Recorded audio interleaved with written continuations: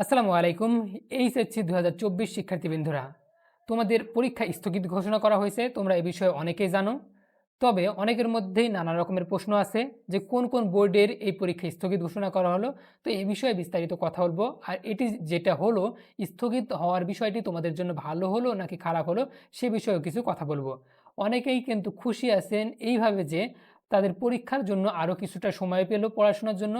তো এরকম ভাবার কিছুই নেই। শুধুমাত্র সিলেট বোর্ডের অধীনে, অর্থাৎ সিলেট বিভাগের অধীনে যে পরীক্ষাগুলো অনুষ্ঠিত হয় সেগুলো কিন্তু স্থগিত ঘোষণা করা হয়েছে। এবং অন্যান্য অঞ্চলের, অন্যান্য বিভাগের এবং অন্যান্য বোর্ডের যে পরীক্ষাগুলো সেগুলো কিন্তু সঠিক সময়ে অনুষ্ঠিত হবে। শুধুমাত্র সিলেট বিভাগের কারিগরি বোর্ড, মাদ্রাসা বোর্ড এবং এইচএসসির যত শিক্ষার্থী রয়েছে তাদের ৮ জুলাই পর্যন্ত এই পরীক্ষা স্থগিত ঘোষণা করা হয়েছে। তবে এই সময় কিন্তু পরবর্তী সময়ে বৃদ্ধি করা হতে পারে। কেননা সিলেটের বন্যা পরিস্থিতির অবস্থা কিন্তু প্রতিদিনই ভয়াবহ অবস্থা লাভ করছে। তো সেক্ষেত্রে যদি বন্যা পরিস্থিতির অবনতি হয় তাহলে কিন্তু এই পরীক্ষা স্থগিত হয়ে যেতেই পারে।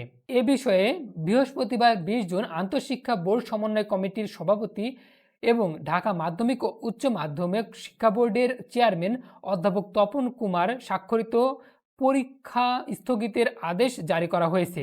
আদেশে বলা হয়েছে, সিলেট বিভাগের আওতাধীন মাধ্যমিক ও উচ্চ মাধ্যমিক শিক্ষা বোর্ড, সিলেট, বাংলাদেশ মাদ্রাসা শিক্ষা বোর্ড এবং বাংলাদেশ কারিগরি শিক্ষা বোর্ডের অনুষ্ঠিতব্য সকল এইচএসসি ও সমমান পরীক্ষা ৮ জুলাই পর্যন্ত বন্ধ থাকবে।